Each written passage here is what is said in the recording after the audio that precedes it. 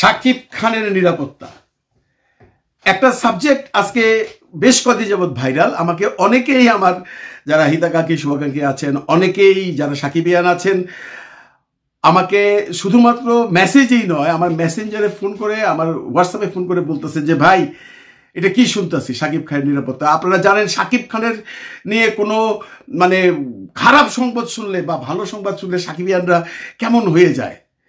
স্বাভাবিক, ওদের প্রাণের মানুষটার সম্পর্কে যখন বাজারে কথা ওঠে যে শাকিব খানের নিরাপত্তা নাই, শাকিব খানকে যে কোনো সময় যে কোনো মানুষ বিষ খাইয়ে মাইরে দিতে পারে, কেউ ঠিক থাকতে পারে না।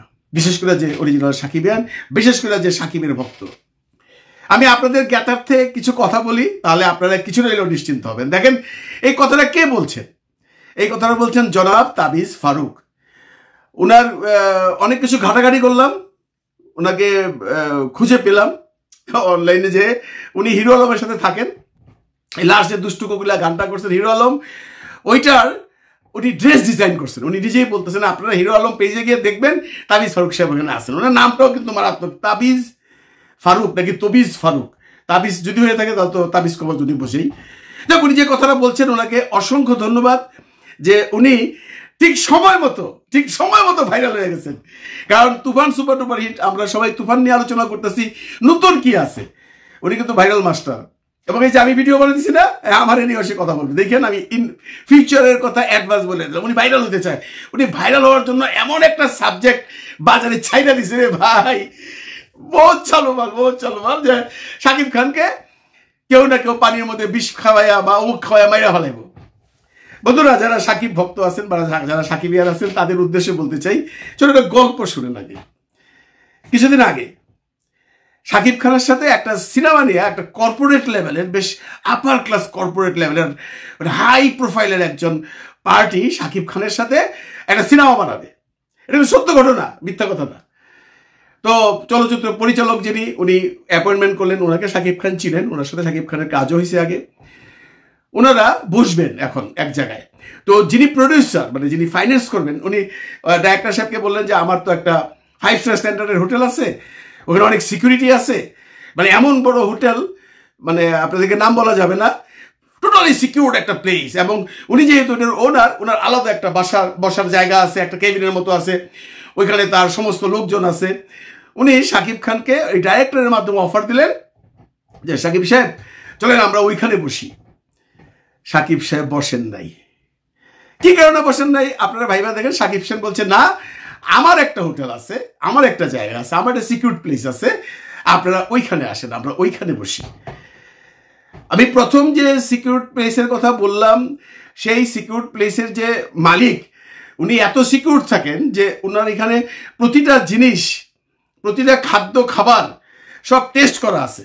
এবং উনি যখন আসবেন তার চারিদিকে তার একটা বেষ্টনী আছে, তার নিজস্ব একটা সিকিউরিটি গ্রুপ আছে। কিন্তু সাকিব খান সেখানে যায় নাই।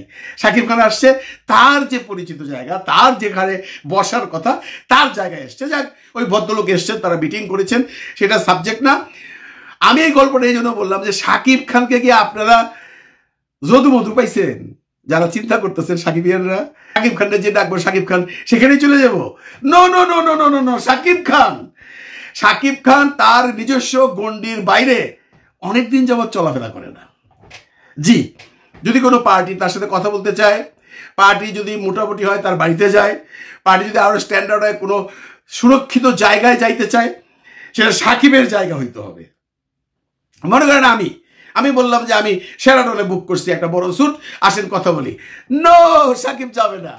সাকিব বলবে না, আমার এখানে আসেন, যেখানে আমি সিকিউর। এটা কিন্তু সাকিব খান এই তুফান বা প্রিয়তমা রিলিজের আগে শুরু করে নাই, এটা তার আগের থেকে ছিল। তখন হয়তো বা এরকম বড় বড় পার্টিরা আসতো না, তখন চলচ্চিত্রের লোকজনই আসতো। কিন্তু যখন থেকে এই বড় বড় পার্টিরা, কর্পোরেট লেভেলের পিপলরা সিনেমাতে ইন্টারেস্টেড হইতেছে এবং সাকিবকে নিয়ে কাজ করতে ইন্টারেস্টেড হইতেছে, তখন থেকে আর সাকিব খান নিজস্ব গণ্ডির বাইরে কোথাও যায় না। তাবিজ ফারুক সাহেব বলছেন, কথাটাকে আমি ফেলে দিতে চাচ্ছি না, উনি ওনার যে অ্যাজাম্পশন থেকে বলুক আর ভাইরাল হওয়ার জন্য বলুক, কথাটা ফেলে দেওয়ার মতো না। কারণ আমরা অতীতে দেখেছি সোহেল চৌধুরী যখন একটা অবস্থানে ছিল, তাকে মেরে ফেলা হয়েছে। কিভাবে কারা, সেই প্রসঙ্গে নাইবা গেলাম। তারপরে আসেন সালমান শাহ, যে কোনোভাবে হোক, আত্মহত্যা হোক, হত্যা হোক, একটা হয়েছে, তখন সে তুঙ্গে ছিল। আসেন মান্না, এখনো অনেকেই বলে মান্নাকে চক্রান্ত করে হসপিটালে মারা হয়েছে। এগুলো সব সরকারি ব্যাপার, প্রশাসনের ব্যাপার, কিন্তু মৃত্যু তো ঘটছে। আপনার সোহেল চৌধুরী, সালমান শাহ এবং মান্নার অপমৃত্যু বলবো আমরা এটাকে। এটা নর্মাল স্বাভাবিক ডেট না। এর জন্য সাকিবিয়ানরা চিন্তিত থাকাটাই স্বাভাবিক। আমি বেশ কয়েকদিন যাবৎ অ্যানালাইসিস করতেছিলাম যে এটা নিয়ে ভিডিও বানাবো কিনা, কিন্তু পরে আমি নিজে একটা হিসাব করলাম, সাকিব তো ইজি গেটিং না। আপনি যেই হন, আপনি বাংলাদেশের 1000 কোটি টাকার মালিক হন, আপনি আমেরিকার থেকে বিলিয়ন বিলিয়ন ডলার নিয়ে আসছেন, সাকিবের সাথে কথা বলবেন, সিনেমা বানাবেন, সাকিব আপনার কাছে যাবে না। যে আমরা যখন সিনেমা, তখন আমরা সাকিবের বাসায় যাইতাম, যদিও তখন তার কোনো শত্রু ছিল না। এখন শত্রু হইতেই পারে। শত্রু যে হয়েছে সেটা আমরা চারিপাশে দেখতে পাচ্ছি, বিভিন্ন ব্লগে দেখতে পাচ্ছি, বিভিন্ন মানুষের অ্যাটিচিউডে দেখতে পাচ্ছি। তো সাকিবের সাবধান হওয়ার কিছু নাই। সাকিব আগের থেকেই সাবধানী। আপনারা কেউ ভাইবেন না সাকিব রাস্তাঘাটে ঘুরে বেড়ায়। সাকিব যেখানে জিমে যায়, আপনি জানেন, সাকিব জিমে যে পানি যেটা খায়, সাকিব জিমে যে ছোলা যেটা খায়, সাকিব জিমে যে দুই একটা ফল ফ্রুটস যা খায়, সাকিব বাড়ি থেকে নিয়ে যায়। ওইখানেও সিকিউরিটি আছে, কিন্তু ওইখানের কোনো জিনিস সে খায় না। এটা তার অনেক দিনের অভ্যাস, সে হয়তো এটা প্র্যাকটিস করে ফেলাইছে। সুতরাং আপনারা কেউ এই দুশ্চিন্তায় থাকেন না যে সাকিবের একদম এইভাবে মাইরা ফেলাইব কেউ। No, impossible. Shakib high security নিয়ে চলাফেরা করে, এবং তার তো জীবনে এরকম কিছু না যে আমি বসুন্ধরায় ঘুরতে গেলাম বা আমি অমুক জায়গায় গেলাম, কেউ বলতেছে না যে কয়েক জায়গায় মাছ মারতে গেছে, যেখানে মাছ মারতে গেছে সেখানকার সিকিউরিটি আপনারা জানেন না। সাকিব ওই সমস্ত লেভেলেই চলাফেরা করে এবং খুব কম চলাফেরা করে। সে কিন্তু খুব একটা মানুষের সাথে মেশে না, তার কিন্তু খুব একটা বন্ধু বান্ধব নাই। চলচ্চিত্রে 2-4 জনের সাথে তার কথাবার্তা হয়। যদি কেউ দেখা করতে চায় বা কথা বলতে চায়, সাকিব তাকে সাদরে তার বাড়িতে আমন্ত্রণ জানায় বা তার অফিসে আমন্ত্রণ জানায়। সাকিব এই জিনিসটা মেনটেন করে আসতেছে বহু বছর যাবৎ, এখন আরো বেশি করতেছে। এখন আপনারা অনেকেই বলতেছেন যে সরকারের উচিত সাকিব খানকে সিকিউরিটি দেওয়া। ভাই, সরকার তো সেদে কাউকে সিকিউরিটি দেয় না। সরকারকে যদি আপনি ট্যাক্স পেই হয়ে থাকেন, এবং আপনারা জানেন সাকিব হাই ট্যাক্স পেই একজন করদাতা বাংলাদেশের, এবং বাংলাদেশের একজন A1 গ্রেড পিপল, তা সে যে কোনো সময় যদি সরকারের কাছে যে কোনো সিকিউরিটি চাইবে সে পাইবে।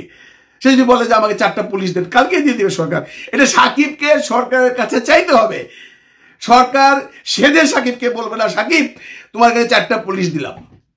কারণ একটা কথা জেনে রাখেন, এই পুলিশগুলোকে মেনটেন করতে হবে কিন্তু সাকিবের।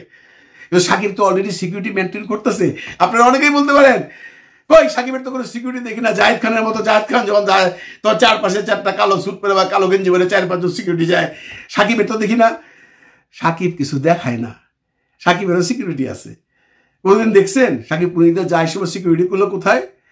সাকিব শো অফ করে না। আপনারা নর্মাল ব্যাপারে দেখেন না, যখন তার ছবি সুপার টুপার হিট, একজন লেখছে খুব সুন্দর, যখন জিৎ দেবরাজ সিনেমা রিলিজ করে, তারপরে সমস্ত ইউটিউবারদের ডাইকে খালি ইন্টারভিউ দেয়, হলে যায়, সাকিব খান মাছ মারে। দেখছেন তো? এই হলো সাকিব খান।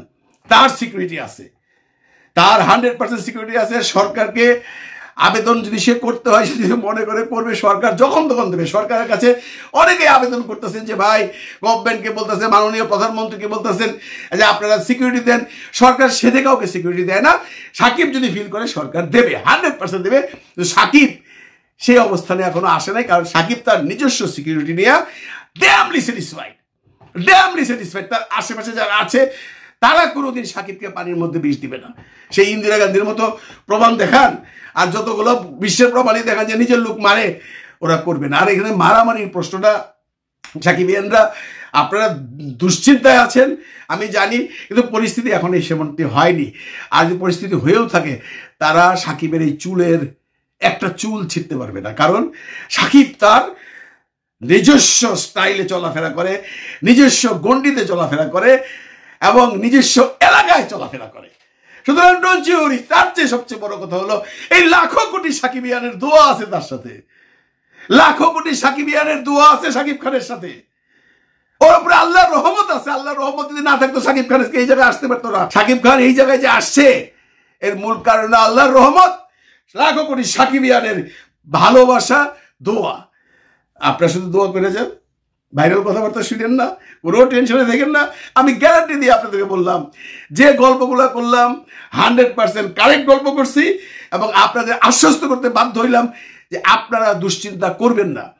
সরকারের কাছে সিকিউরিটি যখন চাওয়ার দরকার, শাকিব খান চাইবে, শুধু আপনারা সাকিবিয়ানরা ওর জন্য দোয়া করে যান, ও যেন উত্তর আরো উপর উঠতে পারে। হায়াতমুত আল্লাহর হাতে, সেটা নিয়ে আমি কোনো বিতর্কে যাচ্ছি না, কিন্তু এই সমস্ত কথাগুলো নিজেরা ওয়ারিড হয়েন না, আপনারা দুশ্চিন্তা থাকেন না। আমার কাছে এত ফোন আসছে আমেরিকার থেকে, অস্ট্রেলিয়ার থেকে, অনেক লোক আমাকে মেসেজ দিচ্ছে যে ভাই এটা কি ব্যাপার। ওরা মনে করে আমরা খুব কাছের লোক, চলচ্চিত্রে আছে, আমরা জানি। আমি বানাইতে চাইছিলাম না, কিন্তু আজকে দেখলাম মানে একদম বেশি হয়ে গেছে, বানাইতেই হবে। কারণ আপনাদের এই দুশ্চিন্তা, প্রতিটা ব্লগার যারা আছেন সবাই দুশ্চিন্তায় আছেন। আমি সবাইকে বলবো দুশ্চিন্তা না করে দোয়া করেন, শাকিব খানের কিচ্ছু হবে না। শাকিব খানের জন্য তুফান 2তে অপেক্ষা করেন, দরদ অপেক্ষা করেন, আরো আছে। শাকিবের হায়াত আল্লাহ তাআলা অনেকদিন রাখবে আপনাদের দোয়া, এই সাকিবিয়ানদের দোয়ায়। ভালো থাকবেন সবাই, ভালো রাখবেন সবাইকে, নিশ্চিন্তে নাকে তেল দিয়ে ঘুমান। খুদা হাফেজ।